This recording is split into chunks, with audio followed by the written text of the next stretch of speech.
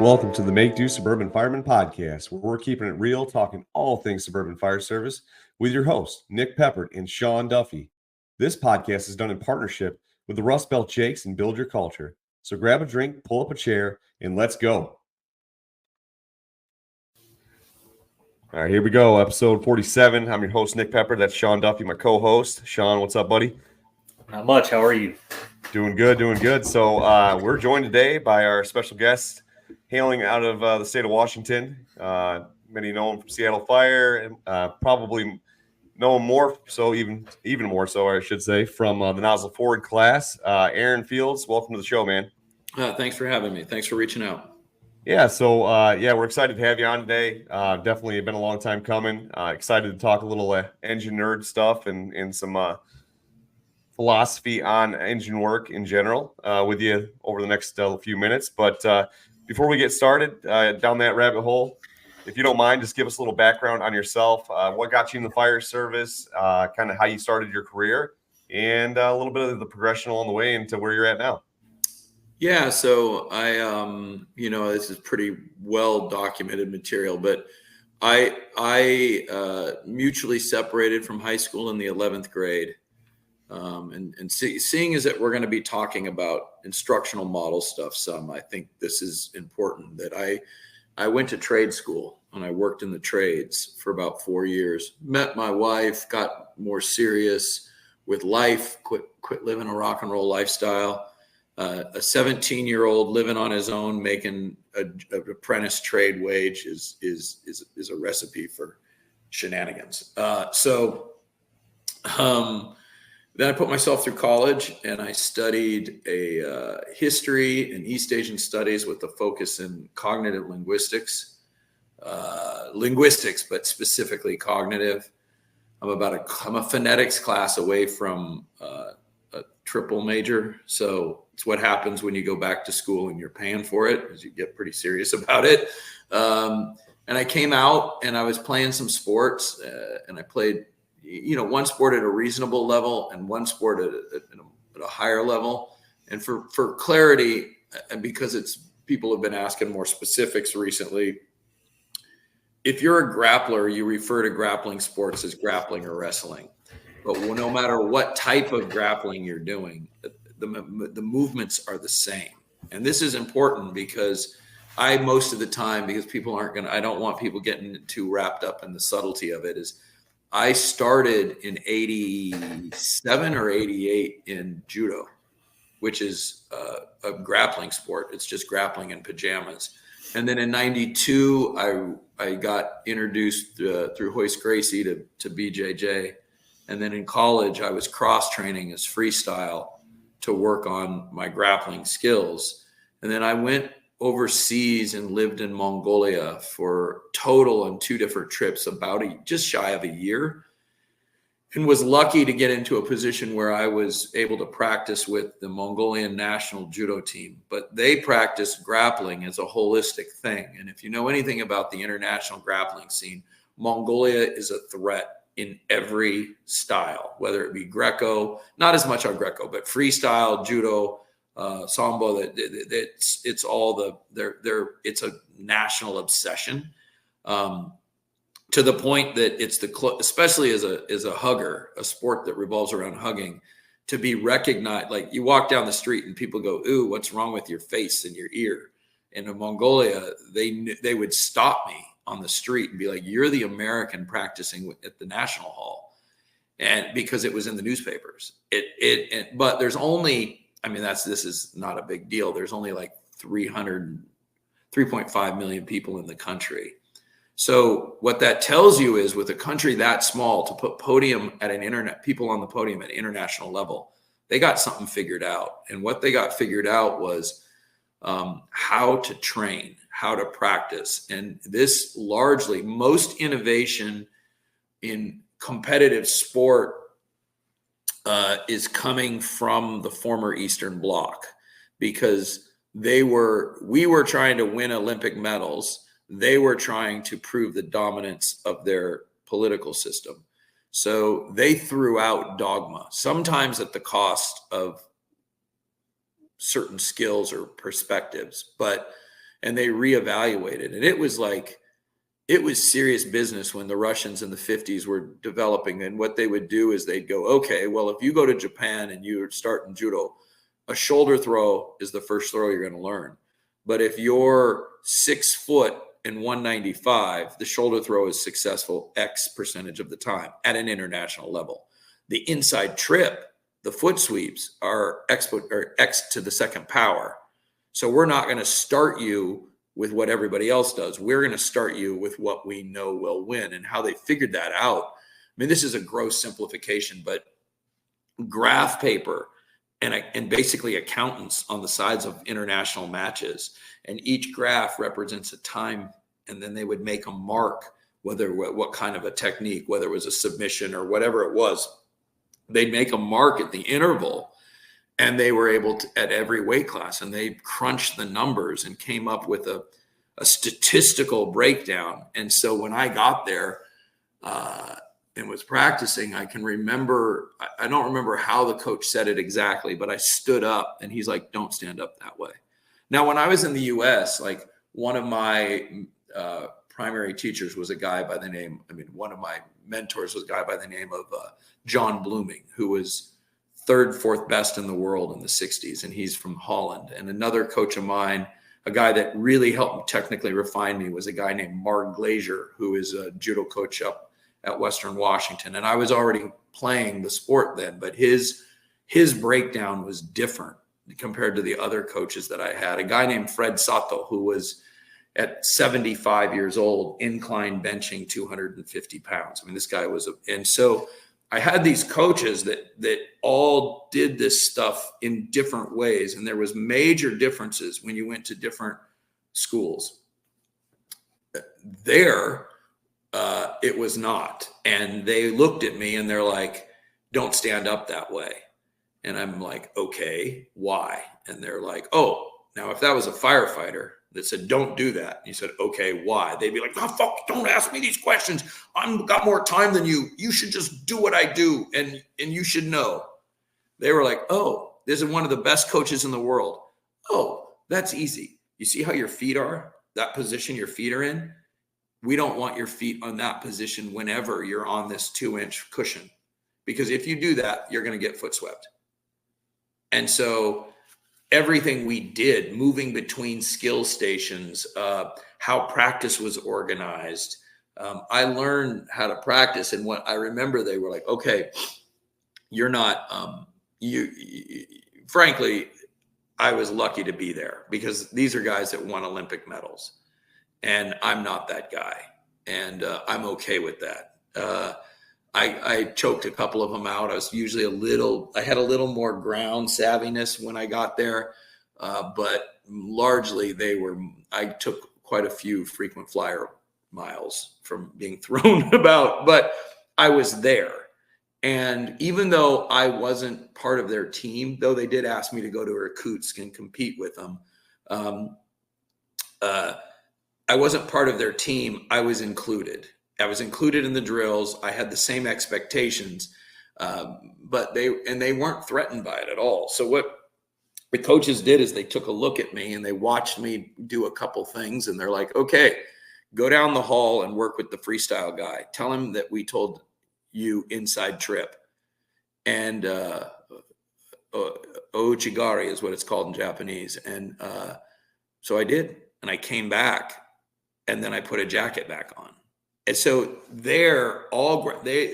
coaches used to say, and this is a translation, a hip throw is a hip throw. It's just a question of wearing pajamas, night clothes, or tights.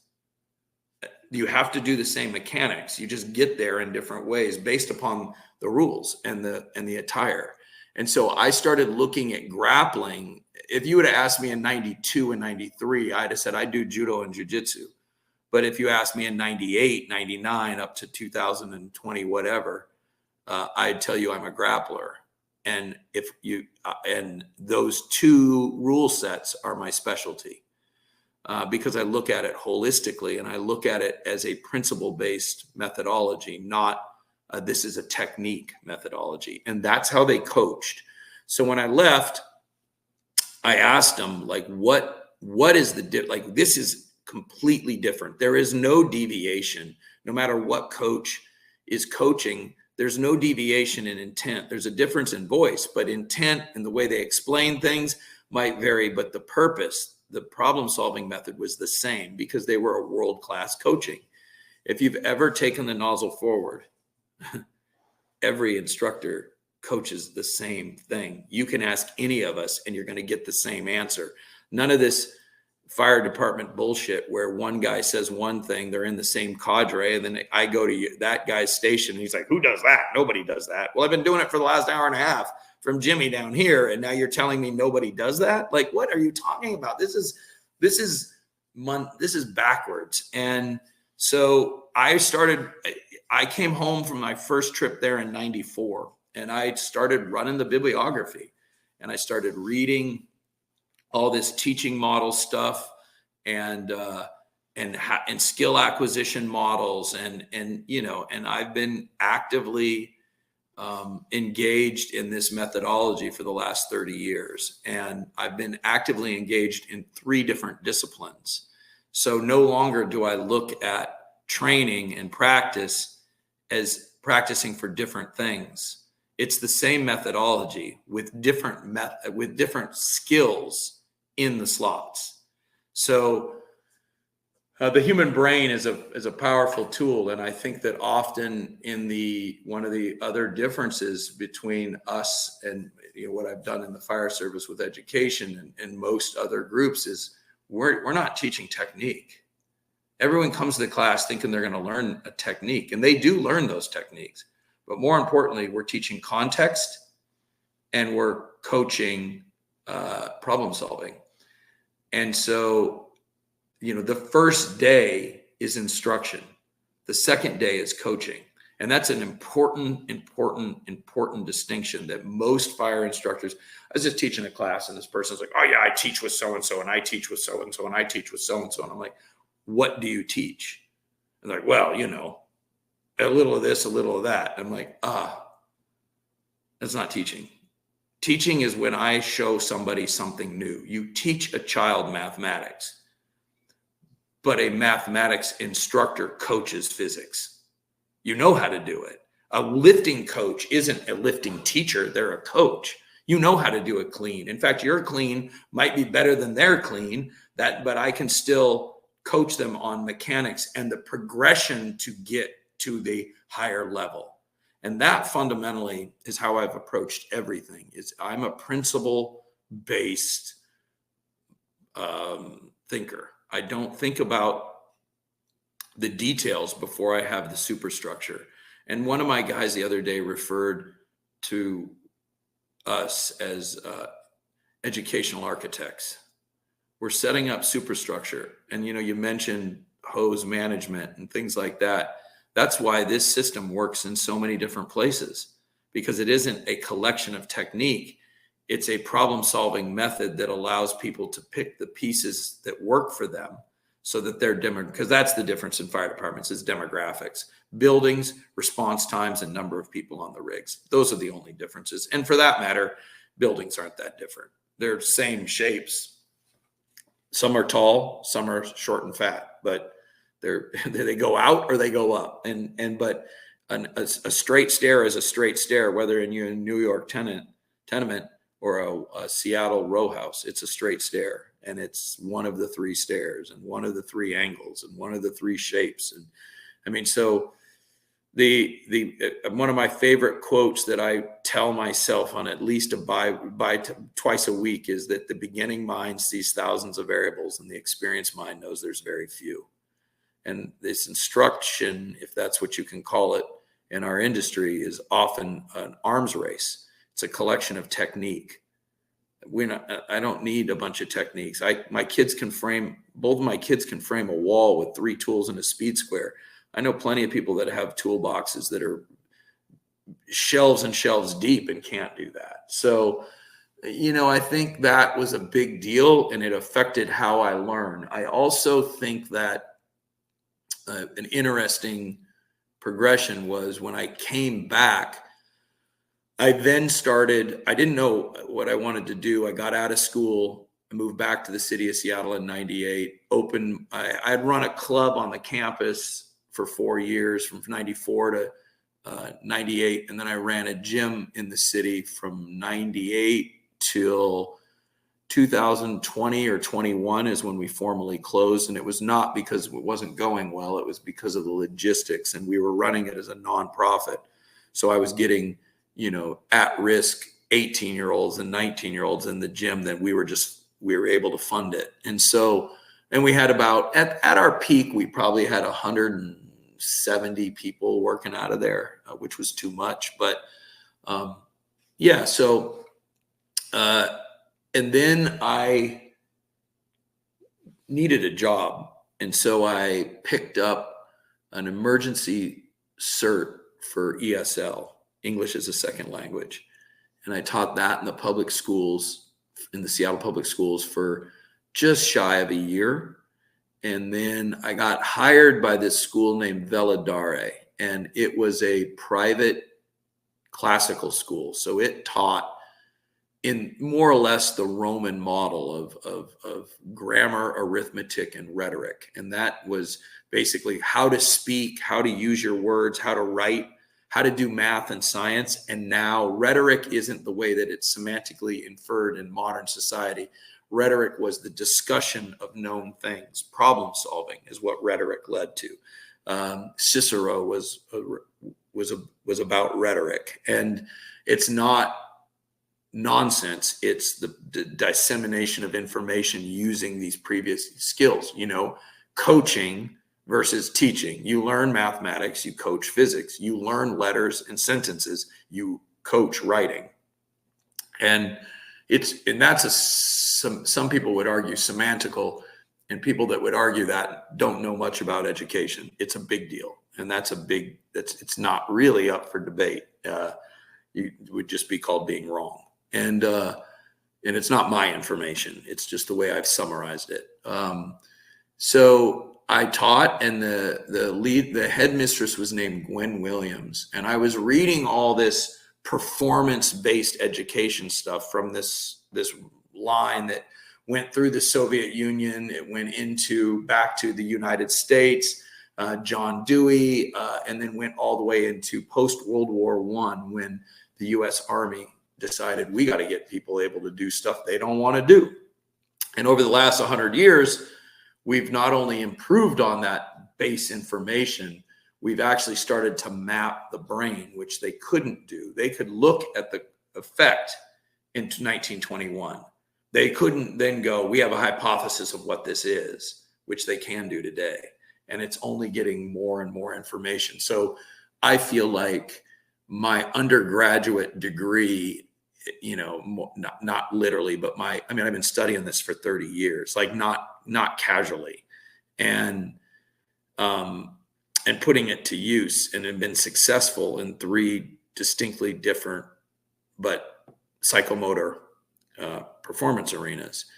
And so when I started teaching, Gwen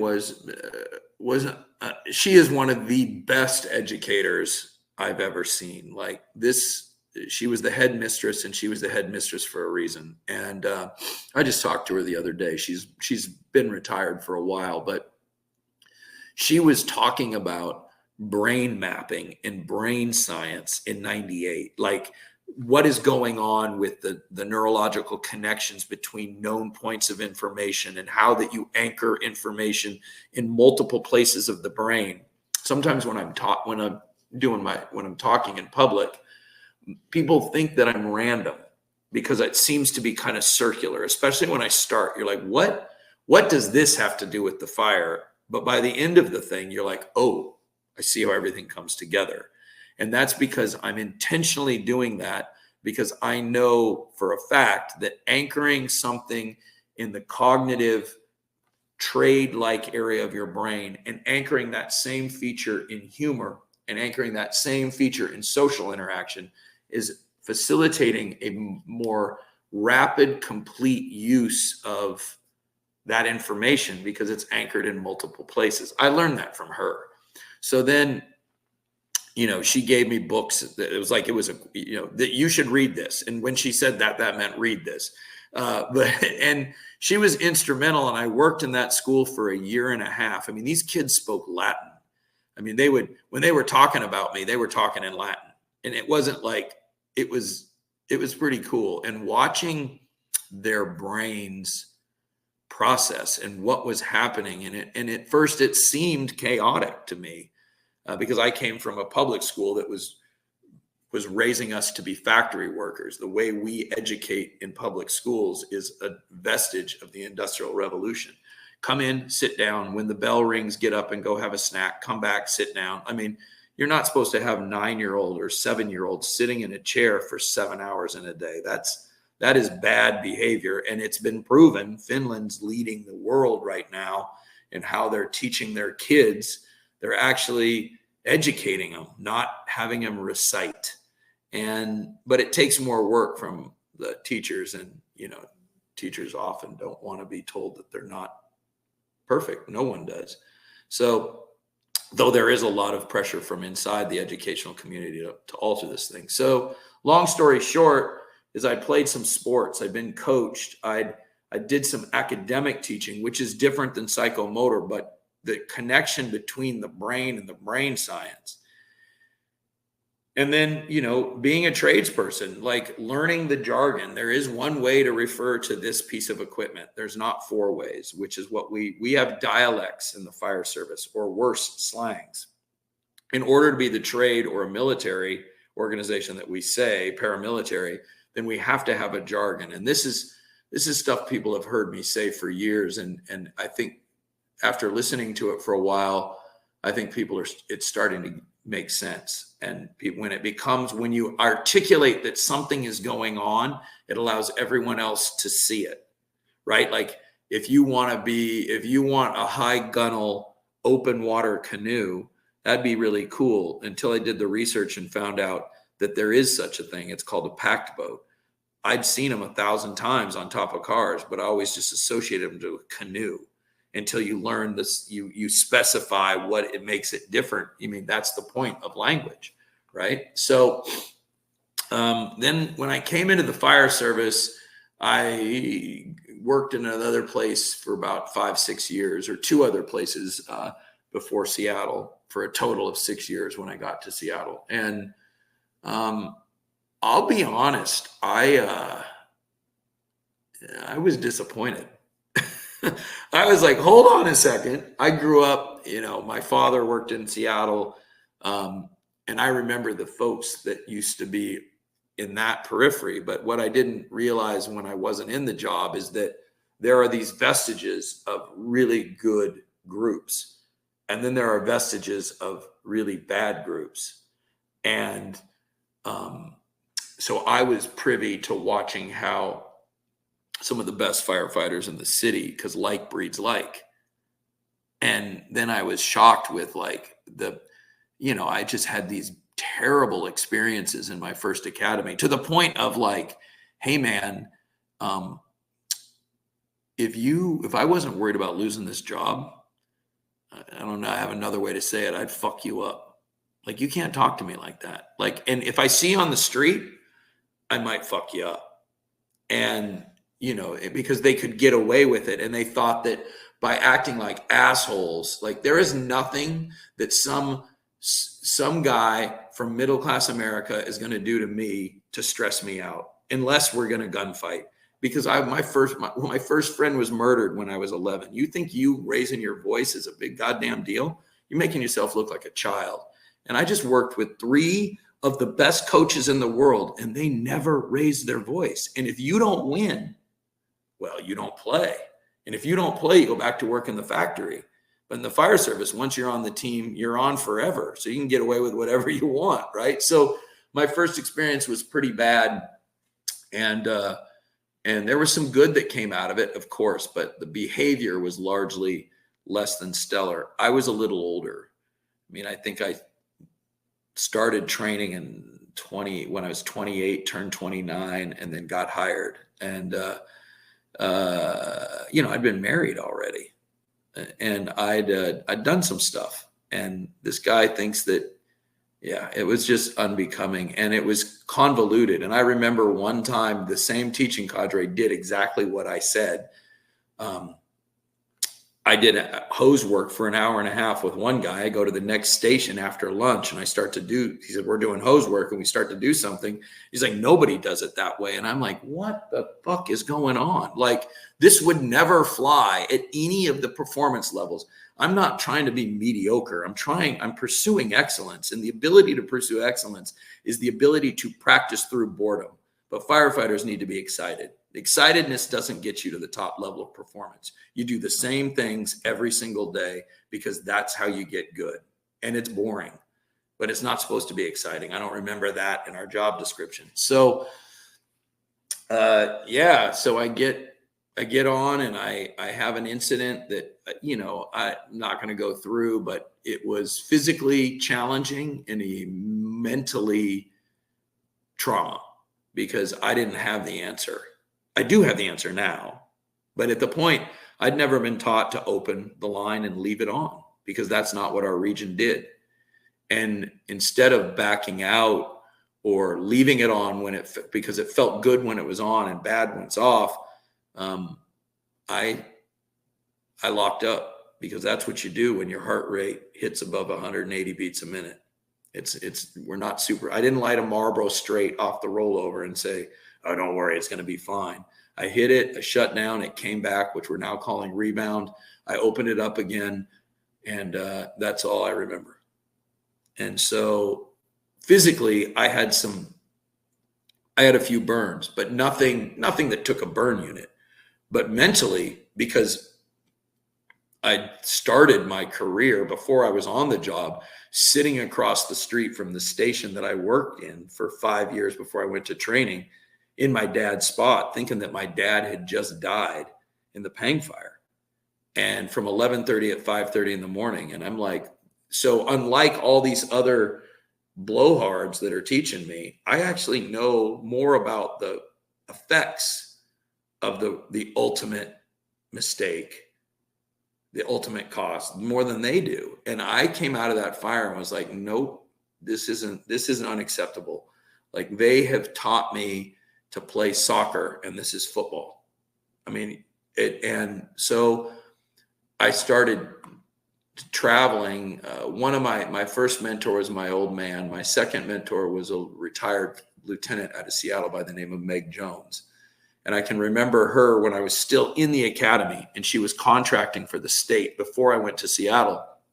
She pulls me aside and goes, "You're Lee's kid?" And I'm like, "Yeah." She's like, "You don't look anything like him," which, if you know what my family dynamic is, makes total sense. And then I remember her saying, and this is a paraphrase, but pretty close to a quote, "Don't believe all this bullshit they're peddling you. Real buildings burn, and that's when everything changes." And I heard her, and then 3.5 months in, I understood her. And so I spent the next 10 years working pretty much in isolation, traveling and taking classes and reading articles and studying and putting the things that I was learning, the techniques, and listening to the story that everyone's telling and trying to figure out what's the moral.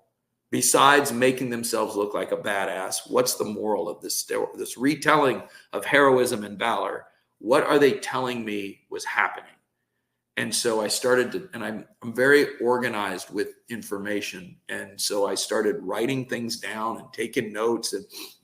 And then all I did is apply the sport mechanic and the trades mechanic and the cognitive linguistics to this arena, which was a grab bag of technique. And then I guess it's been 14 years ago, somebody saw me do something and asked me to show them. I did. And then from their use of this about a week later, we're at now.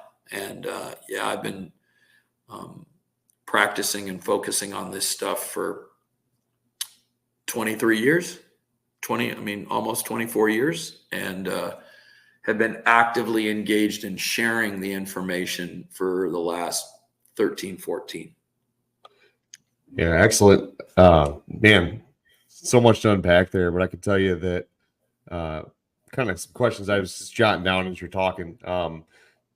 Did the Nozzle Forward kind of come from some of those bad experiences early in your career, kind of coupled with your background? I mean, it sounds like you kind of put it all together and then started to kind of apply that to the fire service. So I know you do the class Drilling for Function. Obviously, we're talking a little bit about that today. Yep. And having sat in the class a couple years ago, listening to you talk, I mean, you're obviously passionate about the way we teach and train and coach and kind of impart knowledge in the fire service.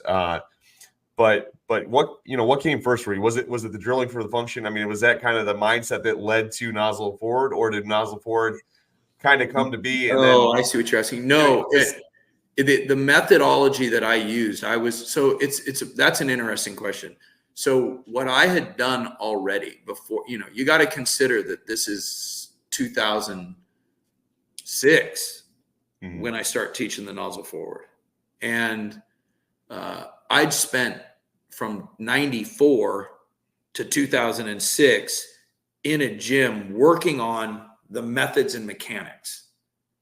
And so when I got asked to show a class and when I was organizing the information, the way I think about it is fire service information is like a gorilla throwing poop at a wall. They just need it to stick. They're not trying to hit a target, and all the pieces of poop are completely disorganized. And what I was trying to do is organize these bits of information.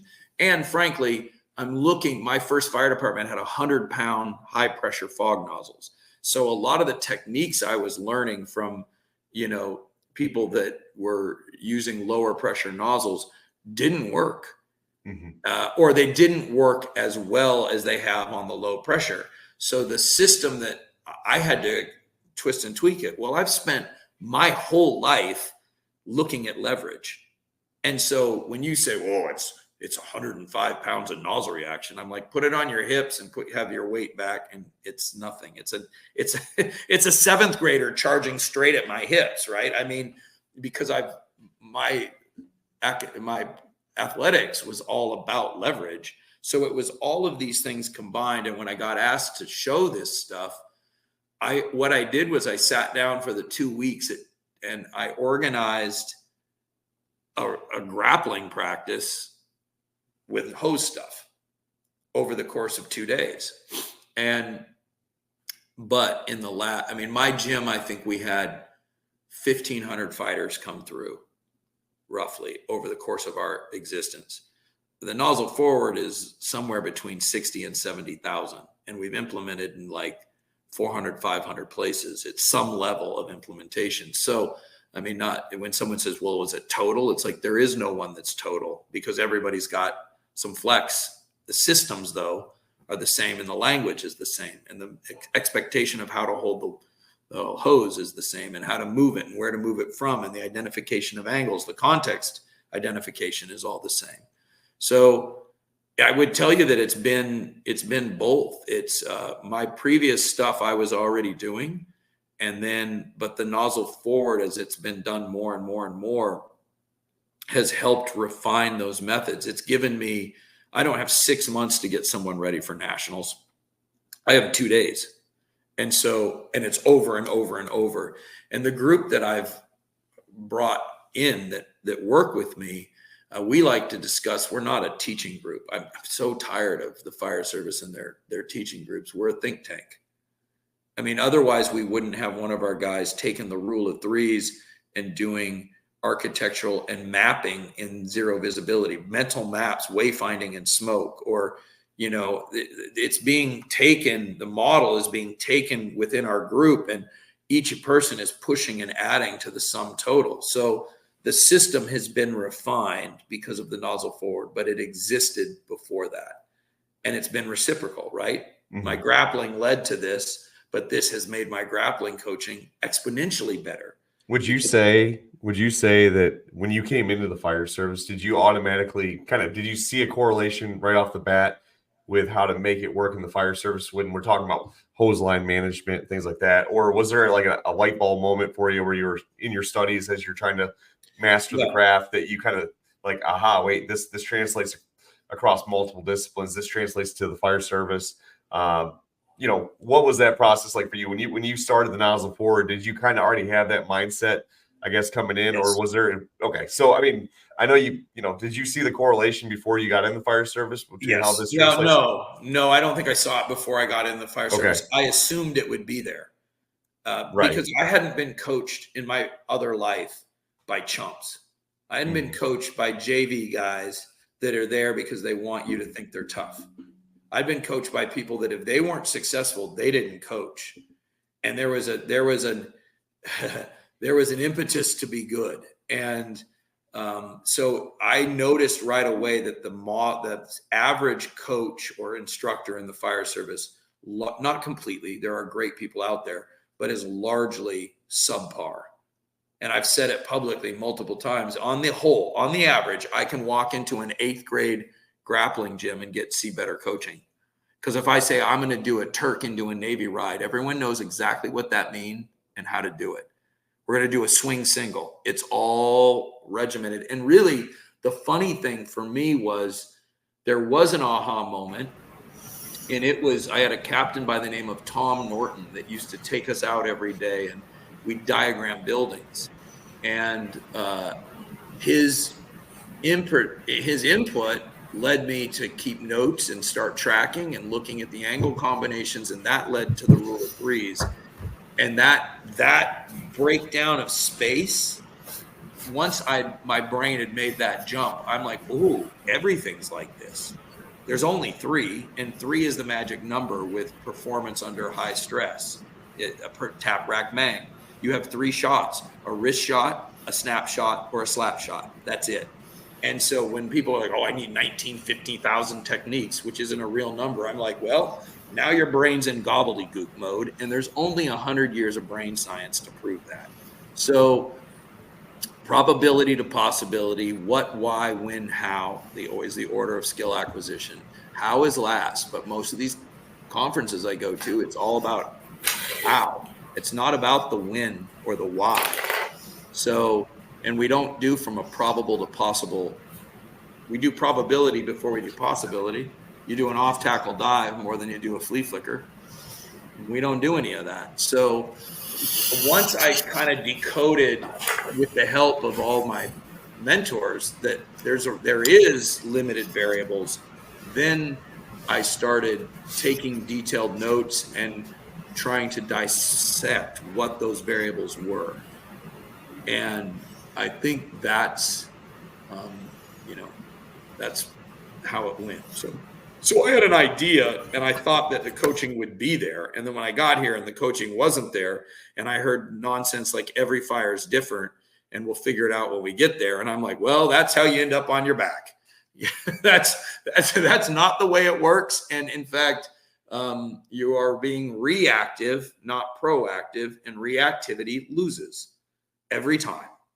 It's well documented, so you have to be proactive. And I think that was the same thing for me, is when I learned not to wait for the person to put their foot there. I made you put your foot there, right? I need your feet in this position to do this version of my inside trip. I don't wait for it. The difference between a chump and someone that's excellent is they don't wait for it. They make you do that. They make you put your foot there, and then they hit it because they're already primed and they know it's coming. So that's the kind of approach that I use with the fire service. I'm not waiting until I get inside space and reacting. And I got people that are new with me that it's like, hey, we decide when we can see this is a working fire 15 feet down the hall. I want you to push. We're making that decision right now. And now I've told you, there's the spine of the building. It's a wider than deep. It's running from left to right, from Bravo to Delta. So I'm going to go in 15 feet, turn right in a hallway. I don't need, but all of those little verbal cues are giving us our brain map. So when we get in there, we're not Helen Keller running around where we can't see, can't hear.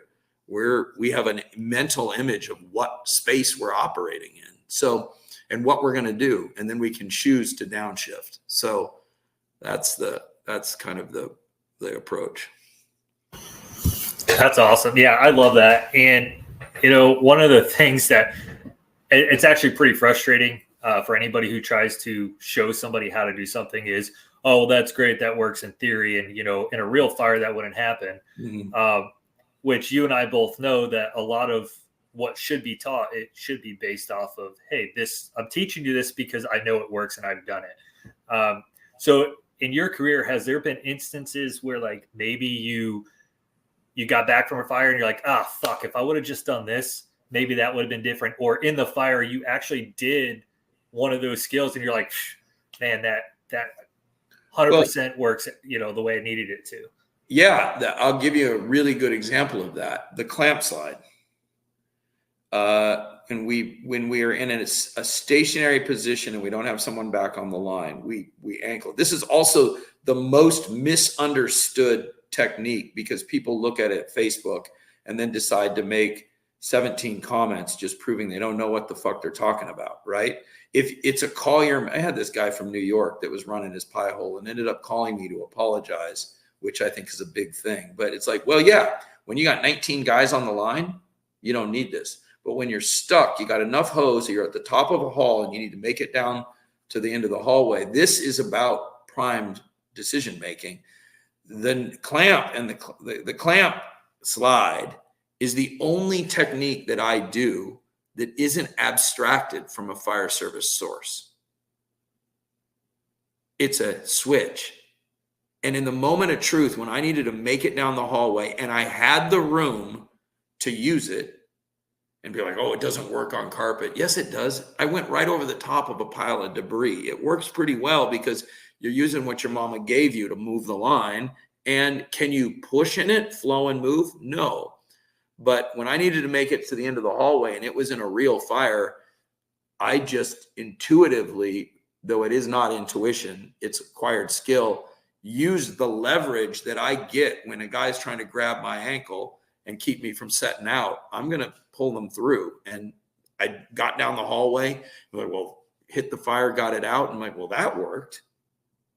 The reason people react so negatively to it is because they don't understand the context and they've never seen it before. And if you haven't seen it, well, why haven't I seen it? And if I told everybody that I'm an omnipotent, present badass, then all of a sudden I don't know something. Well, maybe it's an ego trip. And if you understand where it fits and when you would use it and when you wouldn't use it, it's a total viable thing. And frankly, happens every day around the country and it works just fine. And if not that, then you go to something else. And, we have, but we love the what ifs. So in answer to your question, Sean, yes, the clamp slide comes from getting in a pinch and needing to get to a hallway.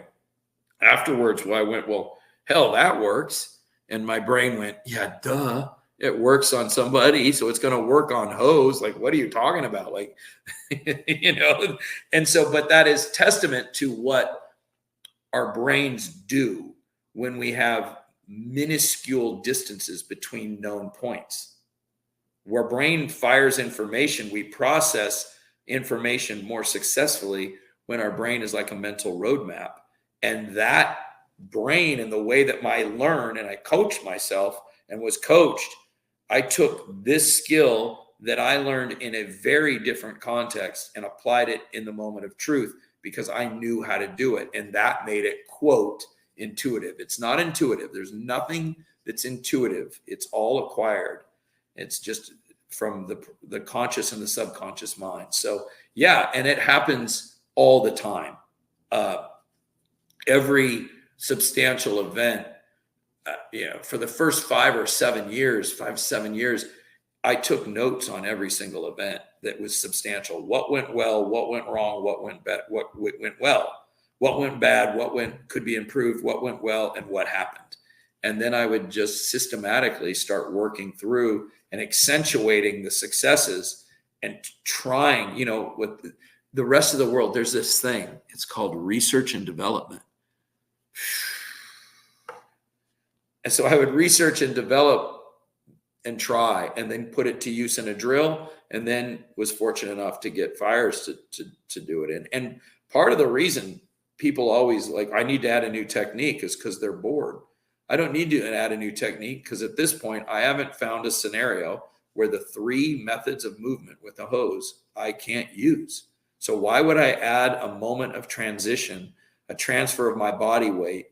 Why would I choose an inferior option? And if the only way you can choose that something's better or worse is to be able to do both equally well. And so a lot of the positions that are most commonly taught, I learned. That's where the impetus for what I'm doing, all I'm doing is looking at leverage and looking at body mechanics and going, well, you can do that when you're 200 pounds. But when I can get a 120-pound firefighter to push a former NFL linebacker 30 feet down the hall doing 265 on a 2.5, we don't have a question of which one's better leverage, right? I mean, when that person can stand, or those people, because there's multiple of them, can stand with the 2.5 with one hand and talk, not because that's what we would do, but because leverage is king. And fire departments don't practice. So yeah, research and development is continual. It's ongoing. The way that we show the skills, the way that we frame the skills has changed. And if it didn't, if I was teaching the same program I was 14 years ago, I'd be dead, because that's what happens if you don't get better. You don't grow, you're dead. That's the opposite of growth, is death. And intellectually and on physiologically, that is also true. And if you're not considering new options, then you're not considering it because fundamentally you're afraid. Doesn't mean you have to change it, but the only outcome, there's 3 outcomes from trying new things. One, whatever it is, be it a big thing or a little thing, it's you wholesale adopt. It's better, and quantifiably better, not opinionated better. That's one thing. Second thing, we hybrid, which is what mostly happens. We take some of what we're doing and twist and tweak what we're doing to get a better performance. And the third thing is complete rejection. Nope, this doesn't fit us. And there's no disadvantage from that. You understand what it is you do better than you did a second ago, which means you're more committed to how to practice it because you've looked at it from a different perspective. So I am not sure on a human level, the reason people fear change is because they're afraid they're going to be made no longer relevant. And what makes them no longer relevant is that they are straight set against change. It's a position of an undisciplined mind, frankly. It's not adult. Adults are supposed to be like, shit, I was wrong. Physicists are like, whoa, my theory was only partially correct. Nick, a great physicist, did some other studies and he fixed something that I had missed. Yay, now we can work together. Fire department's like, nope, we'll never work here. Why? Because it won't work here. Well, how do you know? Well, because I said it won't work here. I got an opinion and this opinion is fact. We're the only performance-based industry that fears growth. Like, what are we afraid of? Like, well, I know what it is. And I'm saying this not facetiously. It fucks with our self-identity of who we are. That's what it is, which again comes back to the 3-letter most destructive thing, EGO. If you told me that wearing a pink tutu and doing the hula and training elephants was the best way to fight fires, well, I'm going to figure out how to do that really well. So, yeah, no, that's I couldn't think of a better answer. And I was just typing it in the chat here while you were talking.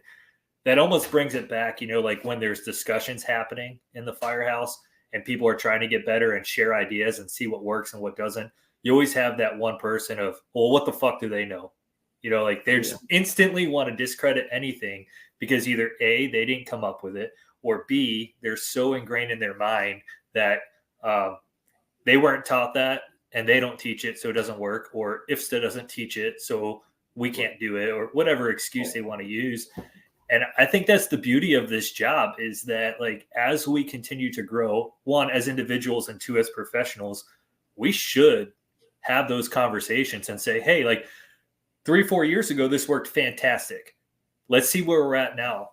Maybe Yep. we need to change something and improve, right? Everything changes day to day. Buildings Well, change, all that stuff. yeah.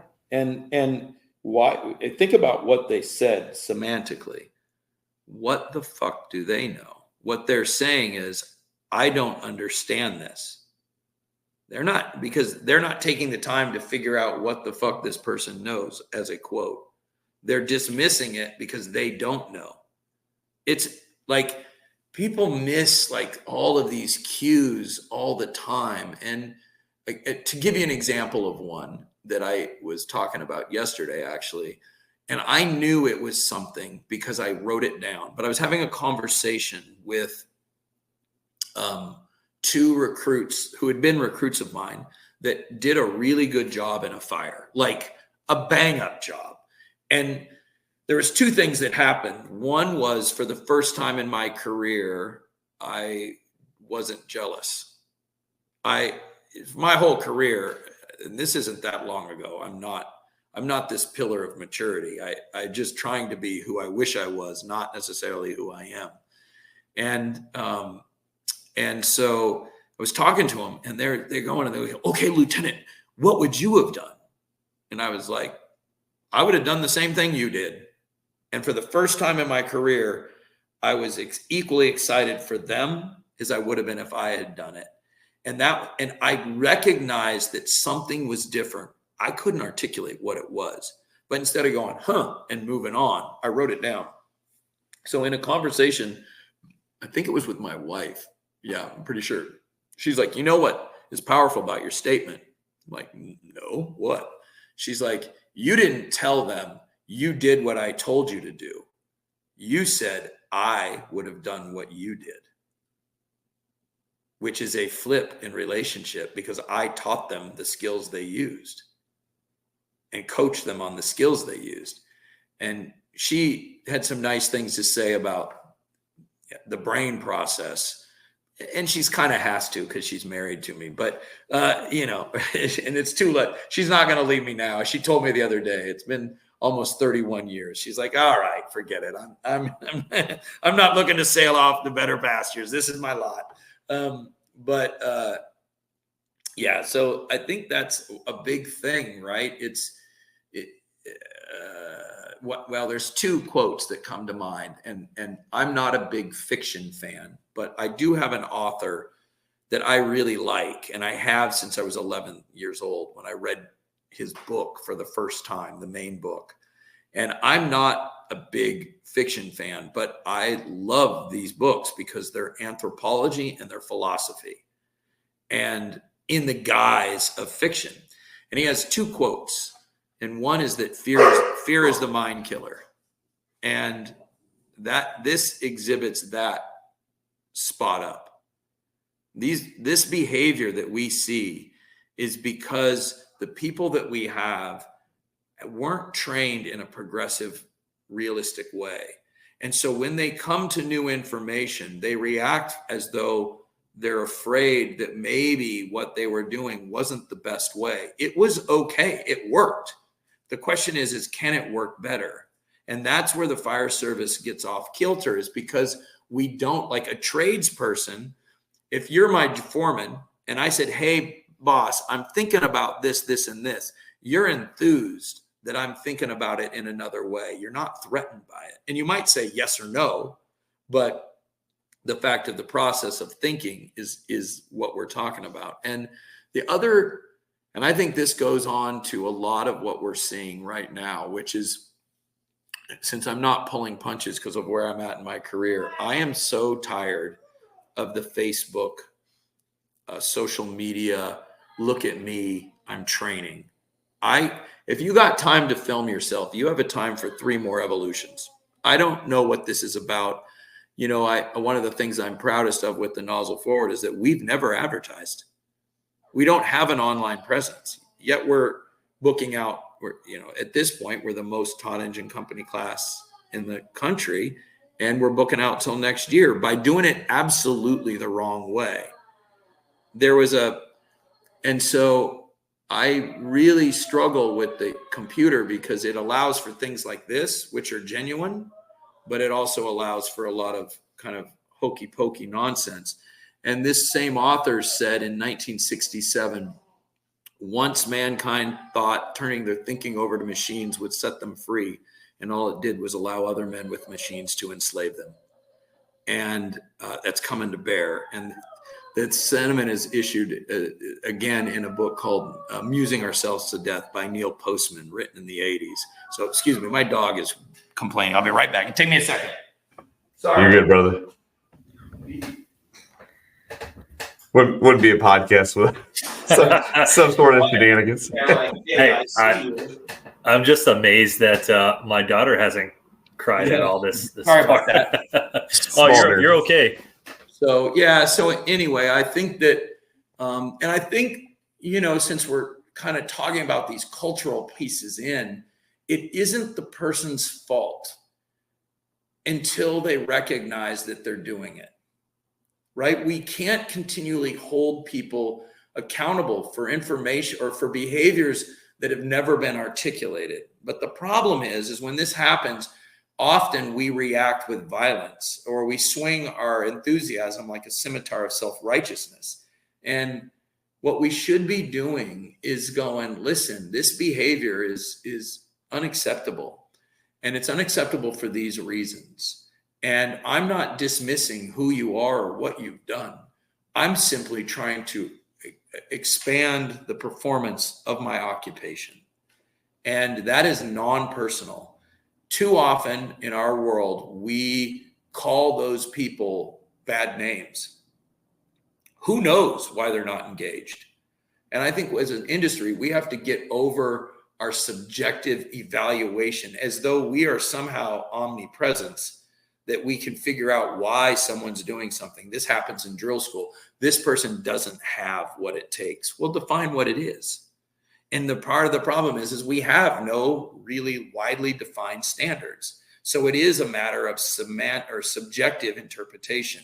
We need objective standards that are fair and appropriate based upon the data that we have. And we need to remove subjectivity out of it and just say, listen, these people aren't bad necessarily. Maybe they are, but if we would assume that everyone is a good person meaning to do well until they individually prove opposite, we will stay optimistic and we won't get emotionally involved. I noticed that a lot of times the folks that are pushing for growth and are pushing from a point of superiority. Like, I'm doing the right thing and you're not. Look at how we talk about training groups.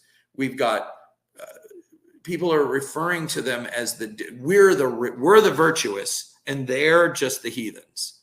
And instead of going, listen, this should be like crabs on a submarine. We want everybody to get it. And in order to do that, we can't use our knowledge like power. We use it to share. And if we lord it and hoard it, it is divisive and destructive. So there is for every stick in the mud, there is another person that's the exact same character. They're just operating from we need to change. Ones we don't need to change. And it's the conflict between emotional content and not cognitive dissection. And so that's a problem with us because people can get away with it, and there's all this goofy shit that's going on. Like, so a guy, he's taken the Nozzle Forward like 6 times and he works in Denver, and he was working with an officer who's out there doing things and doing good things. But he said that in the middle of the day, he's out drilling by himself. And this officer or this actor or whatever comes out and starts giving information to him, spitting stuff at him, and then says, well, if you want to come take my class, and then stops with the information exchange. And the guy calls him out. He's like, what, you want me to pay to come to learn what you're supposed to be teaching me while we're both on the job? And then it was and I don't know the exact details.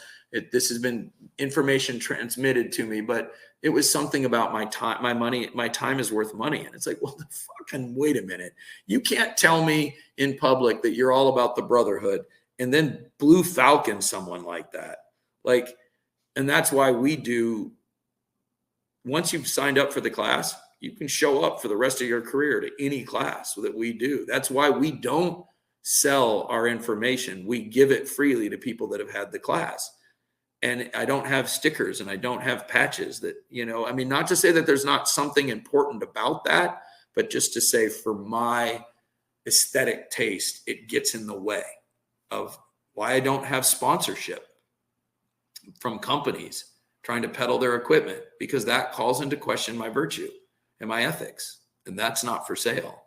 And so you can't tell me on one hand you're for the peoples, and then on the other hand tax the peoples while you're on duty at that low. If you could say, hey man, I don't have time for it today, come to my class, fair. But if he works in your job, any Seattle firefighter can take any class that I do anywhere forever, and any person that's taken the class can do any class forever. And I'm not saying people have to do that, but I am saying you can't talk out both sides of your mouth. And what we have to be is intellectually consistent.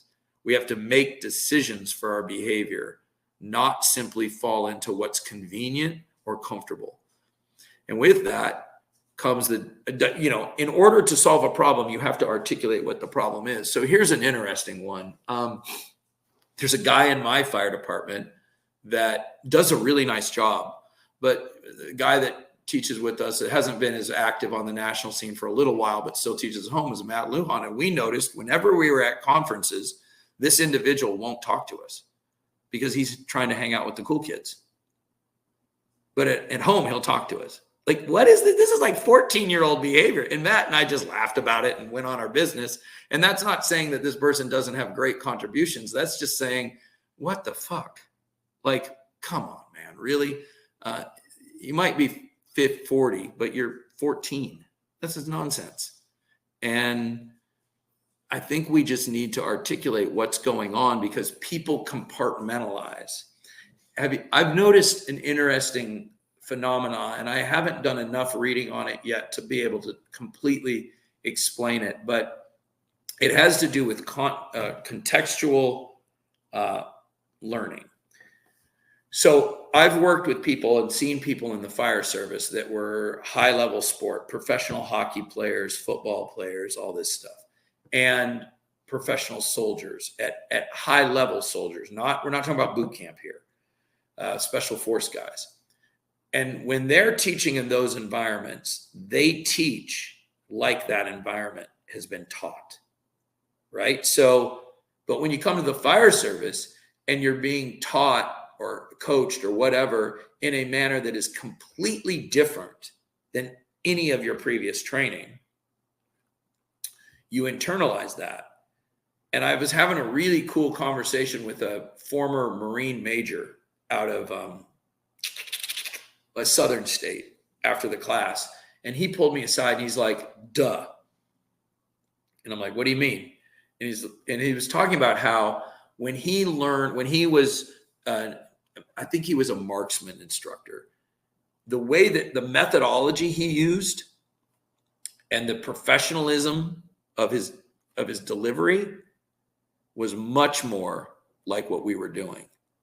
And he's like, and when I go back as a reservist and teach that stuff or coach that stuff, I coach in the model that arena is coached.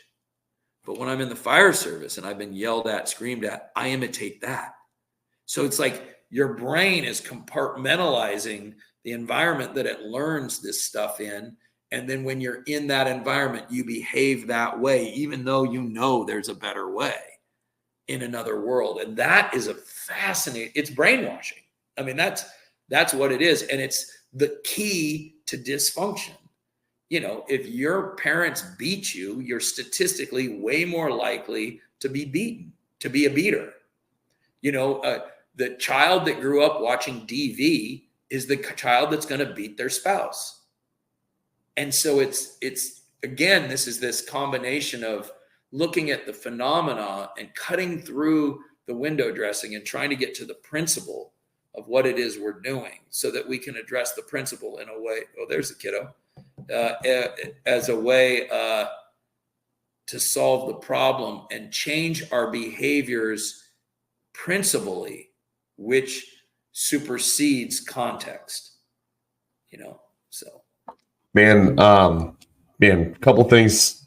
First of all, I think you hit it on the head. I mean, there's a lot of ego in the fire service, right? There's a lot of people feel challenged when you threaten their ego, their identity. We have sometimes not very conducive environment for kind of building the better mousetrap, right? Tweaking our craft, kind of honing our skills. We get taught one way, and a lot of times and I'm talking kind of globally here as a service. Right. We tend to get in these silos of like, this is how we do things. And when someone comes along and says, well, maybe there's a slightly better way to do it, we feel challenged, right? We take it personally. Like you said, you internalize that. And I kept thinking while you're talking, there's a saying that, and this is a Steve Jobs paraphrase, but you talk about in successful organizations that, the best ideas have to win. And part of that comment that he made was basically along the lines of being more concerned with what is right instead of who is right. Absolutely. And I couldn't agree. I mean, that, like when you were talking, man, that's where my mind kind of went to, is we get caught up in these egos of like, I'm right. Well, who cares who's right, whose idea it is, what's best, what works best. You were right in the moment, but is there a way to be better? Right. And in the sense that I think that's part of it, is that a lot of times what's happening is the people that are stick in the mud, if you walk up to them and say, listen, you've got experience. I'm not teaching you how to do anything. I'm macro to micro. I am going, here's the problem. Let's try this other method of solutions and then compare and contrast them. I'm not taking away from your experience, but what happens is 25 to 35-year-old guys come home from a class and they're enthusiastic and they start with the statement, we're doing it all wrong. Like, that's going to piss anybody off. Like, no, we're not. We're doing it pretty well, really, if you look at our numbers. And so the statement should be, hey, you've got some experience. Let's use that experience to help process the data that we're going to get from this test and run a test. Could we do it better? You've done it. You've been right. Is there a way to be more effective in application? And I think that's a big one. And it's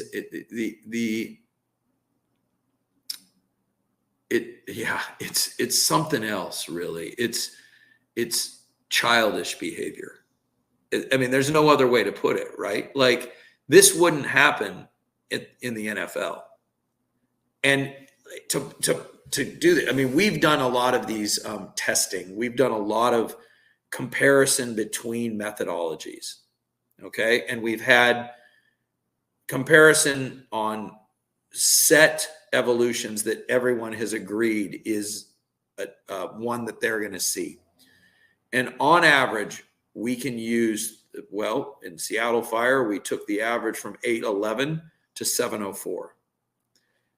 When compared, there's somebody in Champaign just did a drill, and it was the people that knew the skill set was like 3.5 minutes, and the people that didn't were 9.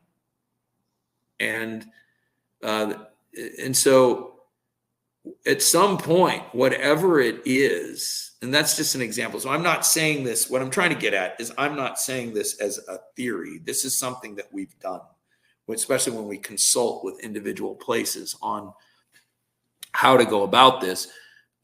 You come into my gym and tell me you got a new way to do an inside trip. Let's see it. And after I've seen it, let's try it. And if it works, I'm doing it right now, because the purpose is winning and not being right. And if it doesn't work, we're going to know. We're going to know right now. And there's no shame in that. It's worth a try. That's what all, our real practice is real practice is research and development to compare and contrast and try to squeeze more out of it. And let's be honest, there are more variables in a football game than there are on a fire ground. Exponentially more variables for everything. And so when people say, well, you can't code it that way. Yes, you can, because that's what it is. Like, there is so many more variables. And in a military engagement, there is exponentially more variables than there is because there's another human involved, where for us, we're dealing with a physics phenomena that is quantifiable and repeatable.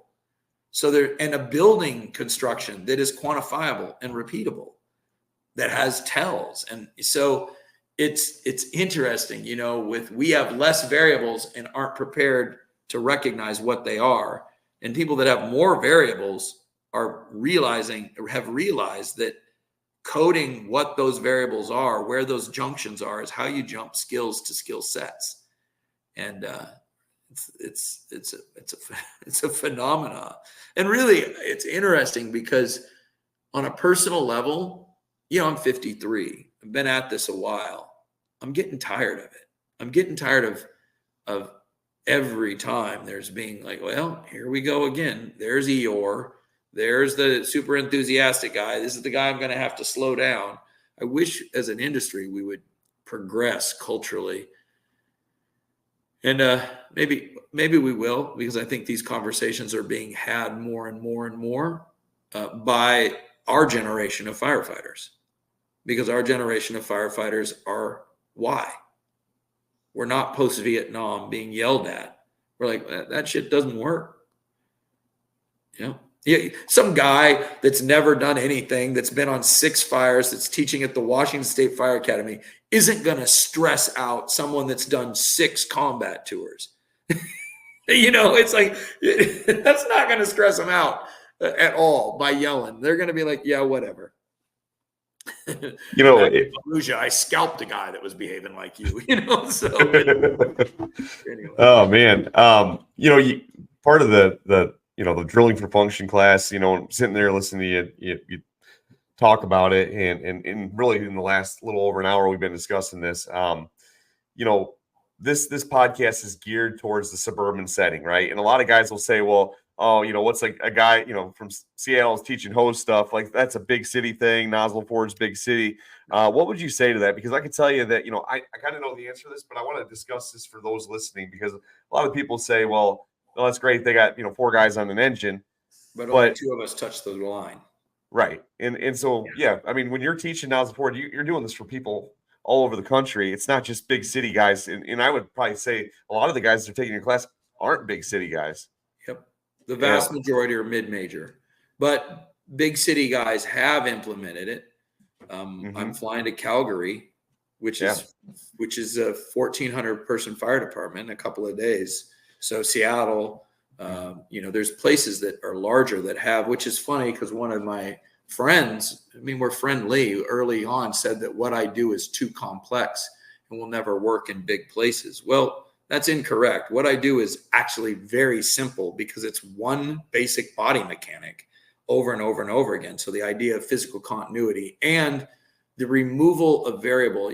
I think what the difference with us is, I'm not teaching skill sets. I could teach a recruit how to hold a hose, but by week 3, I'm coaching context. They know how to do this. I'm coaching it. And so when you're teaching a new person, you're building a linear algorithm. If something happens, I go to B or I go to C, and that's it. If I continue and I go to A and something happens, I go to B or C, and that's it. That's a procedural algorithm. Gap, set, force, right? Reach, coat, seal. But that's the micro to macro. So you're teaching these linear algorithms, and then you're teaching them to put them together in probable combinations, not every combination, only ones that we actually make. Then we hit the point of autonomy, which is where we're scrimmaging. So, and there's a percentage breakdown for each of these times, but regardless, so what are we doing? We're teaching skills or reviewing skills. We're putting skills together, only known things together, into drills. And then we're putting drills together to make evolutions. That's how it works. So what I would say is, for the Nozzle Forward, to answer the question, is what we're doing is we're identifying the context and the problem. And then we're giving you we're working from macro to micro, right? The first 3 hours is in a classroom where we're identifying the problem and what we need to be able to achieve to solve it. Then we go out on the class and we do micro to macro. What, why, when, and then how. In that order. Once you have the micro skills, by part way through, the handling, the stretching, the hose movement, you have that stuff isolated. Now we can go into drills. And now we're giving you 2-room fire, 2-line fire, back out fire, all of these things. And you're choosing what piece fits in, which gets everyone on the same page and starts the conversation for what part of this engine works for us. So the difference is I'm not telling anybody how to do things. I'm saying what has to be able to happen and giving them methods, and then they can figure out based upon their demographics. I mean, this is done in big cities, medium cities. There are people in Alaska that have 2 people on a rig and the next due is 25 minutes, and they're doing these things. They do them in different combinations and different order because of their demographic. They do a thing we call it the Alaska Shuffle. And what it is one of those guys up there took the clamp slide and bite work and combined them because he doesn't have a backup guy. So he'll hook the bite with his hand, drag the bite to the halfway while he's clamp sliding forward, drop the bite at the halfway, and then go into the knee walk push. And would I suggest this for most places? Absolutely not. But for them, it works. And so I think Alexandria, Virginia uses the heel position as a firefighter and civilian rescue. There's many fire departments using the clamp, and the clamp slide as a search position. So the point of it is it works as an engine because there is I'm not telling you what the siding on your house look like. I'm saying these are how they're put together, and this is what we need to be able to do in these spaces. So the answer to that is that's not accurate. And it works whether you have 2 people on the line or 8 people on the line. It's just a question of understanding the rules. That's what somebody says that hasn't heard the whole sentence or paragraph. Yeah. And I mean, you're, like you said, you're teaching context. You're teaching, you're not teaching just a technique. You're teaching how to put things together, the framework for a successful push, the framework for being effective on the engine, right? And I think that's for people listening, don't make, make no mistakes. The skills that are being taught are not towards like, oh, you got to have 4 guys on your engine. Like that's the only way this works. Like that's not what this is, right? This, this whole conversation is built around how we learn, how we impart knowledge, the way we challenge our beliefs in our philosophy on the fire ground, and whether it's an engine company, a truck company, whatever we're doing, there's certain fundamental skill sets that go with that. And a lot of it's in our mind, right? A lot of how we approach training, how we approach preparation is very mental and cerebral in nature. And once you get the fundamental learning blocks, and I love that you hit on it a little bit ago, probably about 15 minutes ago, about how that you're already doing this technique or this body position, dragging victims. It translates to whether you're searching, moving victims, pulling hose. The fundamentals are there, right? And I think that's the thing, that folks got to realize. Like there are certain positions, when you're talking about leverage works in different contexts. And you were talking about how that those lessons that you learned early on in life kind of translated to other, not just the fire service, right? Other sports, disciplines, things like that, because those philosophies, in those mindsets, kind of translate across the disciplines, right? They translate across, it's not like, oh, this is the only way. Like you said, you're not saying this is the only way to do it. Right. You're not saying that this is the only way to move a hose. No. Right. Here's the mechanics of how things work. This is how leverage works. This is how, we need to make this happen. Right. These are the tools. Figure out which tool fits in this situation for your staffing, your demographics. And when you're learning something, don't play what if. Don't compare and contrast before you have a complete at least an overview of what's happening. Like if people are like, well, this won't work in our place because of this, this, and this. Well, it works in other places that have that. So why don't you wait till the end before you assess what will and what won't work? Because this isn't a normal process. This isn't, I'm going to show up and have 15 doors lined up and I'm going to force the doors in 15 different ways. You didn't learn anything there. You practice specifics with no context because all the doors look the same. What you should be doing is like, what's the one movement? What's the most probable? Inward swinging wood frame with the conventional irons, and that is gap. So gap a bunch, gap on all these different things, and then move your bubble to the next point. And so, yeah, we just get so wrapped up in it that I don't think it's the individual faults. I think, that's not true. It is the individual's fault when when you know there's a better way and you continue to practice deliberate avoidance, that's on you. But not knowing, there's no shame in that. There's no shame. And really, the other reason that we practice the way we do often is because people don't know their context. They're mimicking something that they saw without understanding what was actually happening. We're playing figments of the brain. Like, well, this was going on, and one person's fully involved is another person's room fire. So there I was doing with a fully involved space. And like, why am I forcing the door if it's fully involved? We're not going in. But the other one is like, I think this is a big deal from a training perspective. You're not trying to train the bottom 10% or 15%. You're never going to move them. And if we were looking at a pure mathematical formula and we wanted to change the mean of the whole, would you address the bottom 15 and the top 15? Or would the top 15 be unified and address the middle 70? And when you get the middle 70 to go from C's, C minuses to B pluses and A minuses and maybe A's, you change the mean. In other words, by addressing the average person and not wasting your energy at someone that is proven to be unmovable. They exist. You can't worry about them. And people think they're going to manage risk by trying to push them through a series of procedures. You're going to manage the risk by insulating everyone on the fire ground, including that bottom 15%, from their own behaviors. And you do that by raising the mean. And that's how you keep optimistic.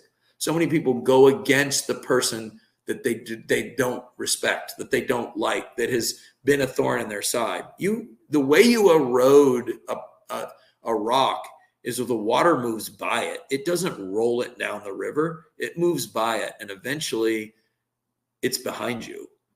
And that's about getting the majority of people that want a way to do it. What they're frustrated with is when I hear 16 different ways every year, depending on who's in training.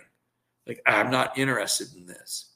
So I think that's an important feature. And fundamentally, this lends itself into, I don't think we as individuals should be concerned with changing the fire service.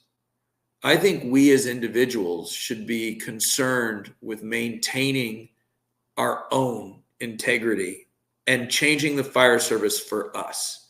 And what that does is that takes away, like that guy that was talking to this dude that's been through the class. I'm not trying to push anyone. I've never wanted to push somebody into something. I simply do it. And I think that fundamentally, at the end of the day, leadership and change is caused by a venturi, not a pressure front. It pulls people along. It doesn't shove them. You can't make anybody do anything. So fucking stop worrying about it. Like, oh, they're beating me down. Oh, you're being beat? Because that's what that statement. They're not beating you down. They're beating you. And they're beating you because their negativity outpaces your emotional resistance. It can't be personal. It's professional. And I just keep plugging forward. And all the stuff that we've done, I have never tried to change anybody. There have been individual cases where I've had some non-positive interactions because my own ire got in the way. But when I assess myself after those evolutions, I realize that I lost that engagement because they brought me down to their level and I played into it, which is my fault, not their fault. Nothing they did affected how I react. I allowed that to happen. And so I think, I was talking to one of my closest pals about this last 6 months or so. We've been chatting about it, and it's hydraulic ventilation. We're not pushing stuff out. We're pulling stuff with us. And, positive, upbeat, professional attitudes is a sticky molecule.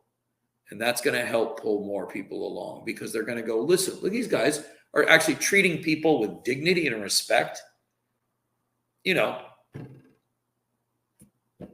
they look like they're having a good time. And boy, their performance looks pretty good. Which club do I want to be in? The Eeyore club or this guy? Well, I'll go see what they're doing because they're at least inviting. So I think that's a super important aspect to all of this. Is too many of the fire service instructors out there, their statement is to change others. Their statement should be, we are holding ourselves to this standard and we want to change ourselves. And that makes it okay for everybody else to do. I didn't push. So we have 18 full-fledged instructors in our cadre. I didn't push any of them. They decided this guy's having more fun than those guys. This guy has an answer for what these guys told me I should just know. Well, I'm going to go hang out with this guy. And that's what's happened, and that's why our group is so tight, is because we have attracted like-minded people that are comfortable enough in who they are to be wrong. Yeah, that's awesome. Only the fearful have to be right all the time. I love it.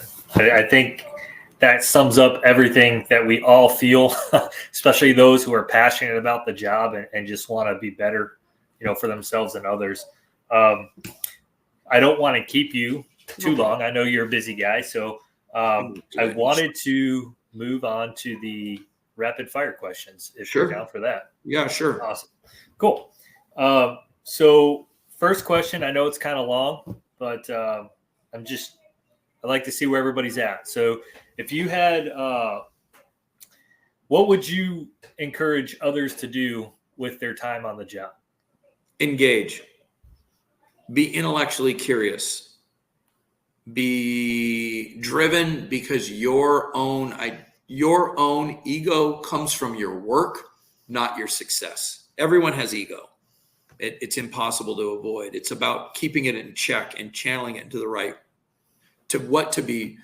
I'm proud of the people that have decided to join me and become my buddies. I'm proud of the amount of work that I've done to make this evolution very simple. I'm not proud of successes because the failure was equally important as the success. And without failures comes no success. So I think that's it. I mean, I think, as I'm looking at new avenues for my career, for what's left of it, I look back and somebody was asking me this same question in a class like 3 weeks ago, and they're new. And I'm like, the best thing I ever did was eat a full serving of humble pie because it kept me intellectually aggressive. And I engaged on my own accord. For a decade, I was largely practicing by myself, as much as with a few people here and there. And so you don't have an infinite career. You have a limited time. And when you come on, you can't think of doing anything else. At, roughly just about 24 years and 53, I can think about doing other things. And I'm okay with that. I'm not going to be someone that looks back at my career and laments, because I'm going to feel like I left it all on I can lose a match. As long as I left it, I played the best I could play. It's when I was underprepared that it ate me up. So And I lost plenty of matches, for the record. But I think that's it. Get engaged, find your jam. And when your jam changes, change. It's okay. You can't be an expert at everything. You can be professional at things, and then you can deep dive, and that's it. Deep dive. And don't deep dive with only fire service bibliographies. Deep dive into architecture, deep dive into physics, deep dive into thermodynamics, and use people that actually do that as a profession, as your source material, not someone that can barely read and only wants to hear in the sentence. You can't understand the paragraph if you only hear every third word in the sentence, right? So that would be my suggestion to somebody that's new getting in and what to do for your career. That's a phenomenal answer. Next question is, and again, you kind of touched on this a little bit, but what is your favorite part about learning and coaching? Being wrong is my favorite part about learning, and coaching is being able to make it as simple as it actually is, to not add new techniques. And you see this all the time. You'll see a guy doing something, and then the people teaching with him can do it as well as he can. So they have to create another variable. Well, you can do it, but in this case, I still have the superiority. So it gets more complex as it progresses, gets progressively on, because in order to be the G, you've got to be the best. And when I'm looking at it, it's like, nope, this is for everybody. And so when my cadre if you watch any of our cadre do the skills, the average person can tell no difference. They can do the skills as well as I can, which means I don't have to be there every second. And by not having to be there every second, it becomes a skill set and not a cult of personality. And so, to quote a former CBGB band that then went mainstream and made one reasonable album. So yeah, I think that's it. That's my favorite part, is the constant, and I think, well, there's another little piece, and that has been suggested, and I'm not saying that this is the case. I would never say such, but it's been suggested to me by a few people that are more than one, that are on the spectrum, that my brain is clearly I'm not very far down an autistic spectrum, but my brain operates spatially. My brain operates with maps and is really primed to dissect systems. And that is a friend of mine who is pretty autistic was telling me that's how someone that's autistic's mind, some of us, not all of us, but that is a characteristic.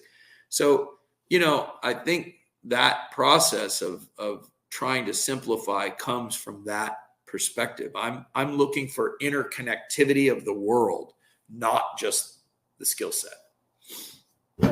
Awesome. I love that. It's so important that we're able to process things in different ways and really dissect it down. I think that's where true learning actually takes place. Yes. So true learning comes after you've been instructed.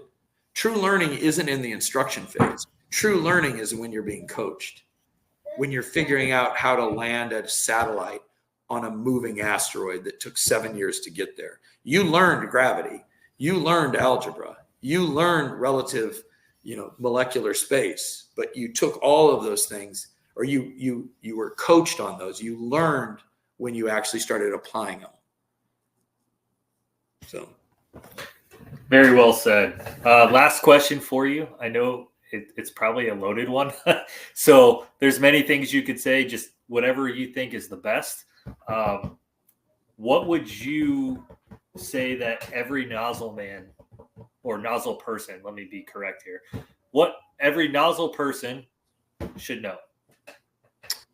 Well, I think it's the spatial relationship between the fire and the human body, the tendency of gases to move from high to low pressure, and that as we cool things down, they get small. So what I would say the average firefighter needs to know is that you aren't reading smoke or flame. You're a heat removal technician, because smoke that's hot and flame that's hot are both the byproducts of a continuum of incomplete combustion, right? I always use the example of an acetylene torch.